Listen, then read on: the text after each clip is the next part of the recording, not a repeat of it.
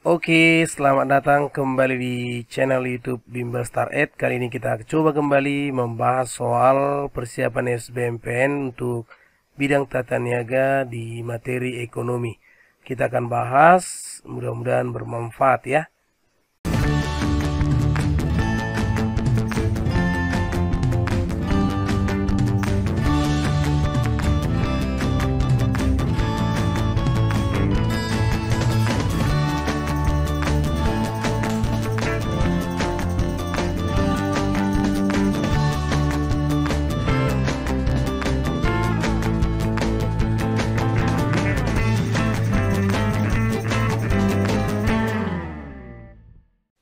Oke, kita lihat soal yang pertama ya, adik-adik.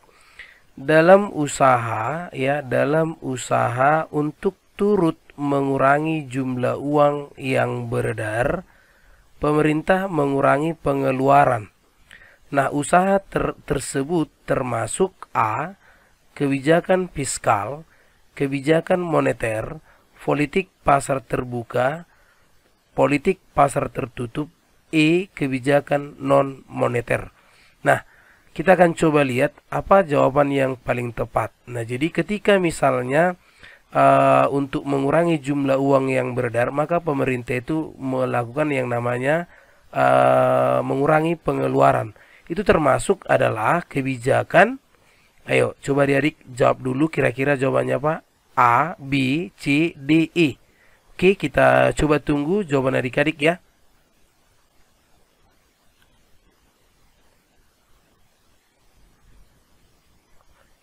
Oke ya, nah lihat di sini. Kebijakan moneter adalah kebijakan yang dilakukan oleh pemerintah untuk mengatur atau mengawasi jumlah uang yang beredar dan suku bunga. Pelaku dari kebijakan moneter adalah Bank Sentral atau Bank Indonesia. Kebijakan ini berkaitan dengan bank dan uang yang beredar di Indonesia. Maka ini termasuk adalah kebijakan moneter. Jadi jawabannya adalah bola. Oke, adik-adik bisa dipahami ya untuk soal yang pertama. Nah, ini termasuk adalah kebijakan moneter. Oke, itu dia.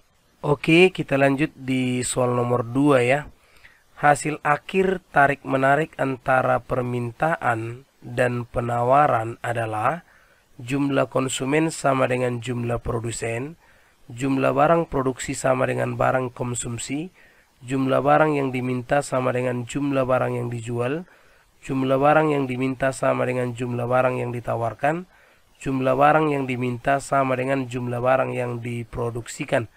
Hasil akhir tarik-menarik antara permintaan dan penawaran gitu ya. Nah, berarti di sini adik-adik ingat, inilah konsep nanti yang menjadi terjadinya namanya keseimbangan pasar. Nah, artinya apa? Kalau misalnya contohnya seperti ini.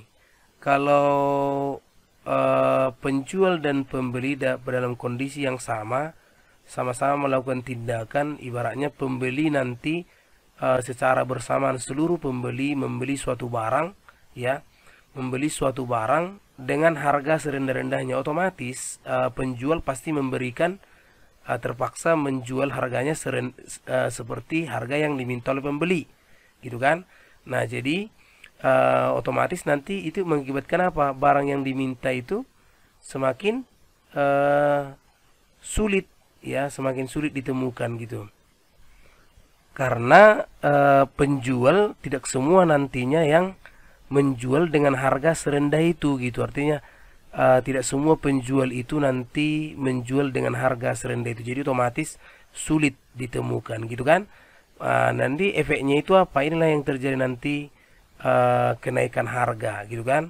Jadi jumlah barang yang diminta sama dengan jumlah barang yang ditawarkan. Jadi jawabannya yang paling tepat itu adalah D ya. Nah, inilah namanya nanti terjadi keseimbangan pasar. Oke, itu dia untuk soal nomor 2 ya. Oke, kita lihat soal nomor 3 ya. Pak Maulana membelanjakan dana sebesar 150 juta untuk membeli US dollar guna atau dolar Amerika Serikat ya, guna keperluan liburan di Kanada. Selama liburan ia menghabiskan dana sekitar 9.800 dolar ya, dolar Amerika Serikat.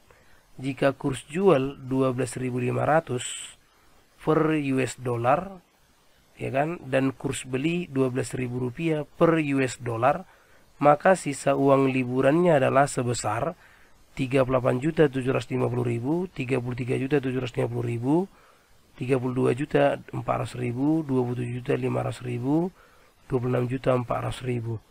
Oke, kita akan lihat. Jadi kan dia punya uang sekitar 150 juta. Maka dia pasti menukarkannya ke dolar. Nah, di mana untuk kurs beli, ya kan, untuk kurs beli itu sekitar tadi katanya adalah 12.000, ya kan, 12.000 per US dollar gitu, per US dollar. Nah, berarti uang 150, berarti kalau 150 juta ini kita jadikan dalam dolar, berarti uang Pak Maulana ya. Uang Pak Maulana itu berarti dalam dolar ya. 150 juta kita bagi dengan 12.000, ya kan? Maka ini sekitar berapa ini kalau kita coret ini, ya kan? Nah, ini 150 1 2 ini kan 3, berarti 150.000 dibagi 12 gitulah. Hasilnya sekitar 12.500 US dollar ya. Nah, jadi 12.500 hasilnya. Nah, kemudian dia kan menghabiskan uang pada saat liburan itu sekitar 9.800, berarti sisa uang itu adalah sekitar 12.500 US dollar dikurang 9.800 US dollar, maka ini sekitar 2.700 US dollar gitu ya. Nah, berarti 2.700 sisanya. Nah, kemudian dia kan yang diminta berapa sisa uang dalam uang Indonesia. Berarti dia otomatis menggunakan kurs jual. Ya, berarti dia kurs jual. Nah, kurs jualnya berarti sekitar 2.700 kita kalikanlah dengan 12.500. Nah, kalau kita kalikan dengan 2.700, maka ini bisa kita buat jadinya hasilnya jadi 33.750.000. Nah, itulah dia.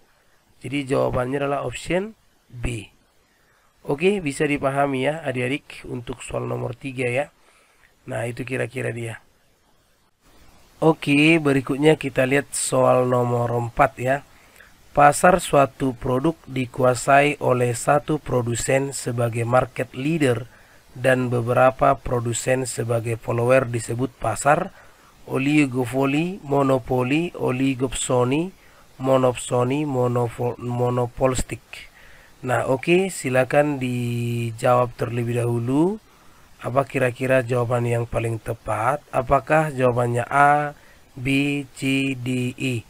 Nah, silakan adik-adik boleh melihat apa jawabannya kira-kira. Nah, yes, langsung kita coba jawab ya. Oke, baik. Nah, di sini pasar monopoli adalah suatu bentuk pasar yang dimana hanya terdapat satu penjual menguasai pasar. Penentu harga pada pasar ini adalah seorang penjual atau sering disebut monopolis. Nah, pasar suatu produk dikuasai, berarti itulah menandakan bahwasannya itulah namanya pasar monopoli. Seperti itu kira-kira. Jadi jawaban yang paling tepat adalah option B. Bisa ya adik-adik dipahami? Oke, ke soal nomor 5 ya. Besarnya pembagian sisa hasil usaha atau SHU koperasi ditetapkan oleh ketua koperasi, manajer koperasi, pengurus koperasi, rapat anggota koperasi, badan pemeriksa koperasi. Nah, di sini ceritanya adalah koperasi, sisa hasil usaha. Berarti ini semuanya menurut pasal 23 Undang-Undang pasal 23 Undang-Undang nomor 25 ya, tahun 1992 ya. Jadi mengenai pembagian hasil usaha ini ditentukan oleh atau ditetapkan oleh rapat yang namanya anggota koperasi. Jadi jawabannya itu adalah di option D ya, rapat anggota koperasi. Nah itu dia. Oke, nah jadi itu untuk pembahasan soal-soal ekonomi. Mudah-mudahan bisa membantu adik kami semua. Kalau ada kurang jelas silahkan ditanyakan di kolom komentar.